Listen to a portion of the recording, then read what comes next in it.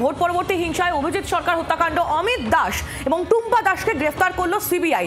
FIR এই দুজনের নাম ছিল এবং ঘটনার পর থেকে এই দুজন অর্থাৎ অমিত এবং টুম্পা তারা পলাতক ছিল। অবশেষে সিবিআই এর হাতে ধরা পড়লো এই দুজন। ভোট পরবর্তী হিংসায় অভিজিৎ সরকার হত্যাকাণ্ড অমিত দাস এবং টুম্পা দাসকে গ্রেফতার করলো সিবিআই। এফআইআর এর নাম ছিল অভিযুক্ত দুজনের, যদিও ঘটনার পর থেকে তাদের কোনো খোঁজ ছিল না, তারা পলাতক ছিল। অবশেষে সিবিআই এর হাতে গ্রেফতার অমিত দাস এবং টুম্পা দাস, যারা ভোট পরবর্তী হিংসায় অভিজিৎ সরকার হত্যাকাণ্ডে তাদের এফআইআর এর নাম ছিল।